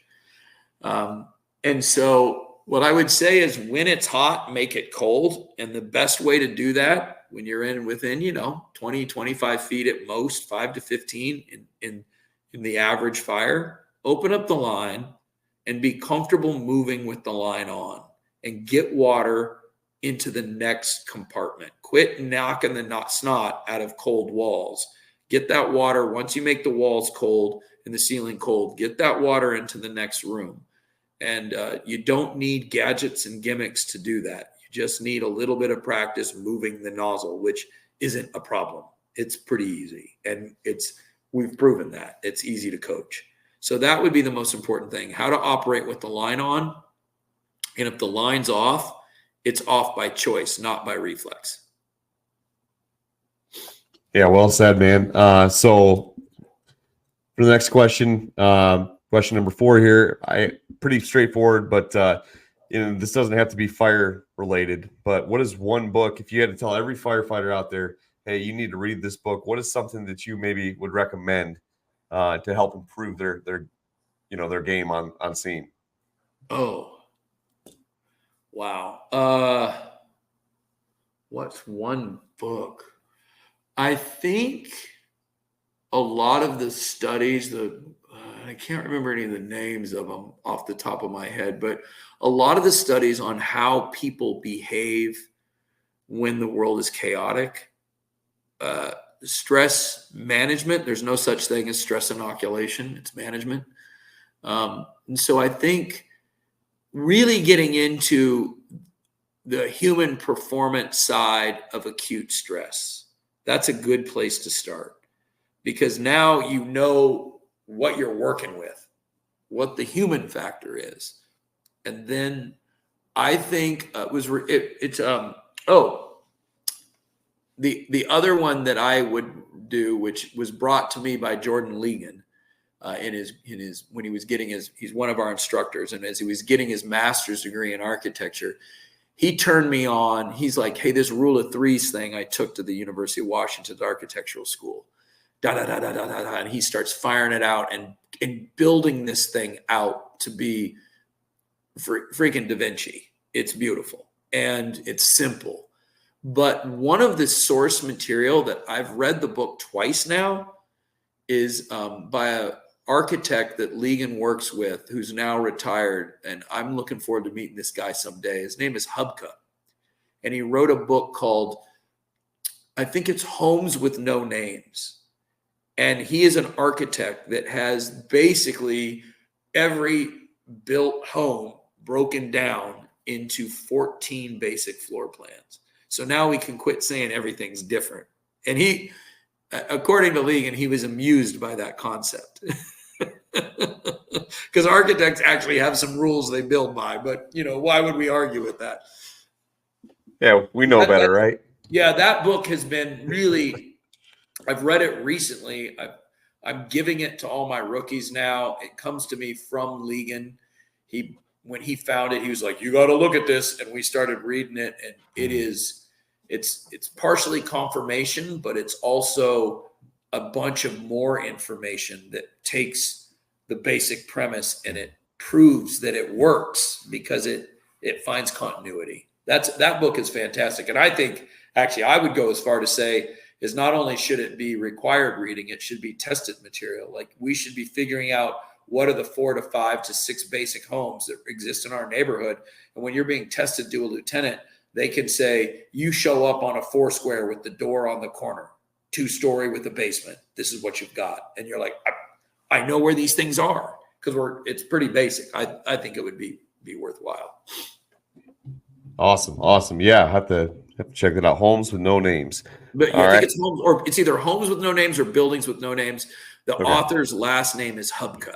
And yeah, you can find it, and he's still publishing it, so you can get it. Okay. Awesome. Question number 5. What do you feel is the biggest challenge facing the American Fire Service in 2024? Numbers. We are, it makes me afraid that as fire departments across the country are having a hard time recruiting. Okay, I'll give you two answers. Structurally, the problem is that municipalities have a tradition of loving the fire department when something's on fire and trying to figure out how to cut the fire department when it's not. And I'm a little concerned that everybody talks about EMS being the end of the fire service. Well, it definitely distracts us, but without it, most of us wouldn't have a job. So let's be honest about this. Nobody likes the bellyache calls, and that's a dispatching protocol, not, but what I'm afraid of is that they're going to realize that, well, the statistical chance of buildings burning is this. So maybe we don't replace the engine company that's been browned out. We add an aid car. That's, I think, because when it really goes down, we need those hands.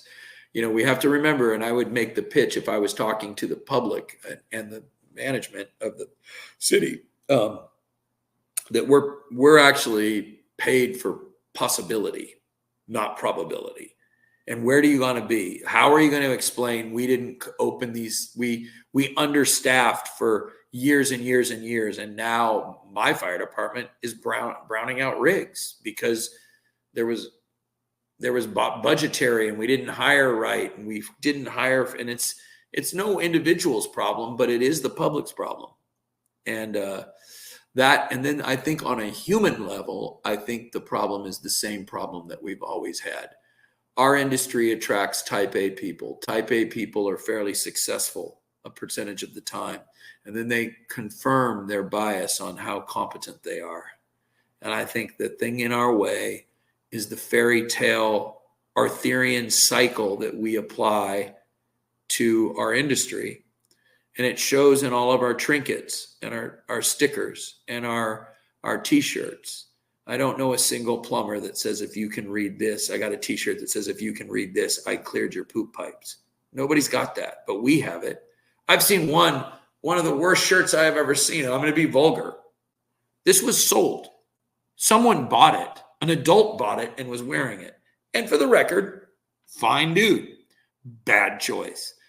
Badass motherfucker, because firefighter was already taken. Come on.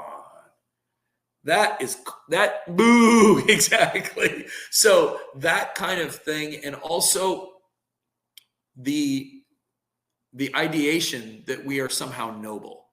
Bad people are in the fire department and they do good things. And good people occasionally do bad things. We have this, like, we're the protectors of our peoples. And, come on. We're flexible hose plumbers. And if you've actually read the Arthurian cycle, which is what we equate ourselves to in our minds, like we're knights of the round table, everyone's favorite knight, Lancelot, was sleeping with his best friend's wife. He's not a good dude. And the whole Arthurian cycle is about conflict between religious culture and the conflict between virtue and human nature. That's what it's about. There's only one knight that's pure, and he ends up, I think he gets Galahad. He was the one that was the pure guy. Everybody else was talking about dealing with vice and cultural issues and the Druid versus the Christian. That's what it's about. It's about flawed people doing hopefully good things. So I think that's what we should be encouraging. Like, let's get over that and start to act like we're adults. Well said. Well said. So this last question is kind of the inverse to that. We talk about challenges facing the fire service. What do you see as one of our biggest opportunities for improvement as an industry? I think the generational shift right now. What we have to make sure is that the new people that are coming in aren't imitating the loudest, brashest people. That means the people that are advocating for growth and the people that aren't. We don't want the extremes imitated. We want the middle to move like a professional that doesn't need the fanfare. And we, I think, are in a place where articles like the one that I'm really looking forward to reading that you were involved with, Sean, the 2 in, 2 out, that we're moving through a culture of bravado and bullshit and starting to look at data and what's actually happening and figuring out how that data affects how we have to intervene. Our job is to look at what's happening and to fix it, not to just say it exists. And I think that, you know, this kind of a thing, I mean, you mentioned to me, it's been 2 or 3 years you've been writing this, which means there's been a whole lot of data and a whole lot of talking. That's what we're looking for.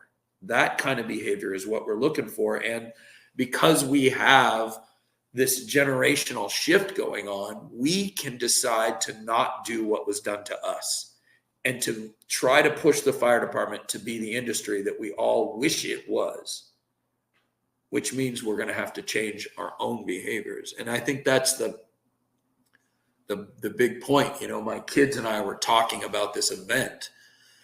The moral of the story is that we were talking about this event that my younger guy did. This was several years ago. And he maybe had solved some problems through touching. And we're driving in the car and we're talking about it. And frankly, he was right. He did the right thing. There was a couple of steps that he might have been able to employ before we got to that part. Talk, walk, take him down. He tried a little talk and then it went to straight takedown. and the guy had it coming, but we're sitting there talking, right? And I'm driving with my kids and my oldest kid, Liam, turns and his mouth is hanging open and he's laughing. And then Hugh starts laughing. And I'm like, what the hell? I'm giving you this sagely, super smart parental advice and you're laughing. And I'm like, what are you laughing about? And they're like, Dad, remember the parking lot last week? I'm like, which parking lot? Safeway parking lot? You and that one guy that did pretty much the same thing that was done to Hugh. And you remember how you dealt with that? And I'm like, yeah, that's all Hugh did. And I was like, oh shit. Well, there's more humble pie. Yes, you're right. And then I think we had a long conversation about, I'm not raising myself to be who I am. I'm not raising you two to be who I am. I'm raising you and myself to be who I wish I was, who I would admire. I'm trying to make decisions that rectify the parts of my behaviors that have been negative through self-reflection.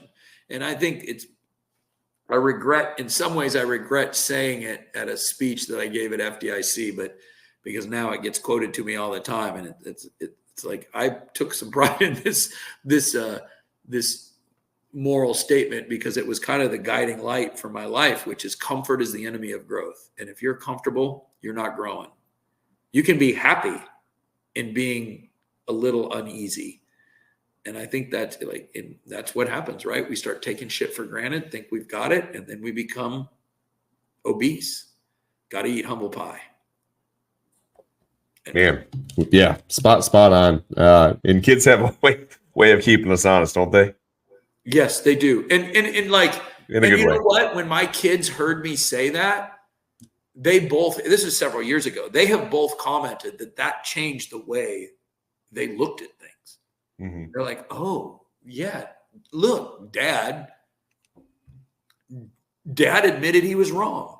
Yeah. Well, then we can too. Yeah. And it's okay because we're talking about it and we're owning it. And there's no shame when you're accountable. There's shame when you try to hide it. Yep. And they caught me dead to rights. So got to the crosshairs. What are you going to do, right? Yep. Well, listen, hey, brother, this has been a great conversation.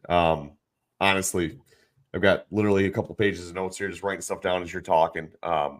Hopefully, folks take some good stuff out of this. I think they will. Sean, do you have anything before we kind of wrap it up here? I just want to say thank you for the great conversation. I have conversations with people all the time, and I always enjoy our conversations the most because they're actually meaningful.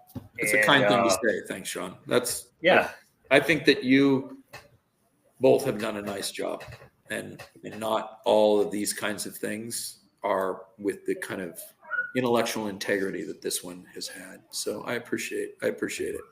It's been a pleasure. You're absolutely welcome. So, like I said before, I appreciate the hell out of you letting us borrow some of your time today. I know you've got a lot of stuff going on, and you probably want to spend time with the family. So that's all I have for you. My wife's going to pick up my old guy to bring him back from college from his first year. And I'm looking to buy a catamaran.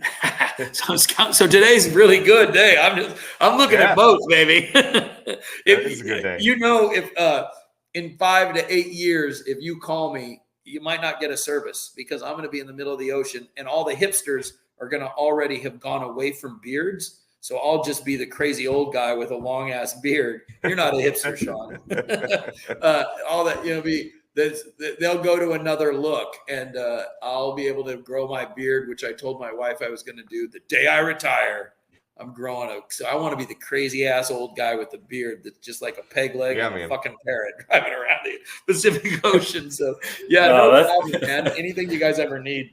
So don't ever feel like it's. Well, I tell you, what they say, the next best thing to owning a boat is having a friend that owns a boat. Yep, you got to be. Yep, that's true. But again, because of who I am, call first, because if not, there'll be a red dot on you. Until I identify, I need my space. Fair enough, brother. Well, just call first. So someone's going to get dropped like the person in the parking lot. That's all I'm saying. That's right. Oh, man. Well, Aaron, thanks again for coming on the show today, man. Really enjoyed it. We'll get this thing edited and sent out to the masses here soon. But it means a lot to spend a couple hours with you, just kind of pick your brain and listen to you, kind of give us some of your experiences and things that you kind of taken notes on along the way. Man, hopefully we'll see you sooner than later. Real quick before we wrap it up. I dig that, Sean. Enhance instead of change. I just wanted to ask you if folks want to get a hold of you, if they got questions about anything we talked about today, what's a good way to get a hold of you? Probably the best way is to just go to the Nozzle Forward website and click on the link. And then once we've made contact, then we can make time to talk. What I will tell you is this, as you know, about communication with me. Email gets 3 days a week for 2 hours. I don't look at it other than that. Text messages are hit and miss. So if you send an email, it might take me a couple days to get back to you, but I will. And then once we're calling, once you have a phone number, if you need something, it's always better to call than it is to text. Text, despite popular myth, texts lead to undisciplined conversation because somebody will text you something and then you'll say yes. And then they'll text you another thing and you'll say, why are you texting me? And then you say, just call me. We could have solved this in 10 seconds over the phone versus the 40 goddamn minutes of texts back and forth. And really a phone call is, to me, less intrusive than a text message because it means you're committing your time. You're not doing what's easy because you don't want to interrupt me. You're like, no, we have to have a chat. And I'm okay if he says, I'll call you back. So I think it's an inverse relationship. So if you send me an email, I'll get back to you through the Nozzle Forward website, which is, as you would expect, nozzleforward.com with a couple of 3 W's in front of it. And we'll go from there. Perfect, man. Well, there you have it. For those listening, if you got questions for Aaron, shoot him an email. He'll get back to you when he's able to. And other than that, man, what's on the horizon? When you guys doing Nozzle Forward again? We're headed to Calgary, and then we're going after Calgary, we're going to Coeur d'Alene. And then after Coeur d'Alene, we're going to Victoria and another place on Vancouver Island. Then we take the summer off, and then we're going to be in Powell River, which is in BC, and then we're going to be some back east and stuff. But for me, it's pretty well known that I've been looking at changing my job in the sense of I want to run the play, and I feel like that's kind of where it's become clear as those gears have snapped in from experiences. So I'm looking for the right place that was good for the family to go be a training officer, and ideally in a place that still allows you to go as like a safety or a division. But we'll see. And if that doesn't happen, I love what I'm doing. I love where I'm at. I love the people that I'm doing it with. So it's not a negative thing. It's not a statement against where I'm at. It's a statement of I have lived a life of trying to. I look at it as an adventure, and you're not going to be adventuresome just doing what's comfortable. And so I have to at least explore this angle. So we'll see where it goes. Yeah. Well, best of luck on that, man. And for those of you listening, keep drilling with a purpose, drill with some function, and keep that nozzle moving forward, man. Have a great day, brother. Thanks. You too. Good to see you. Send me that, Sean. All right. I'll send it to you as soon as we get off here. All right. Will do. Later, boys. See ya.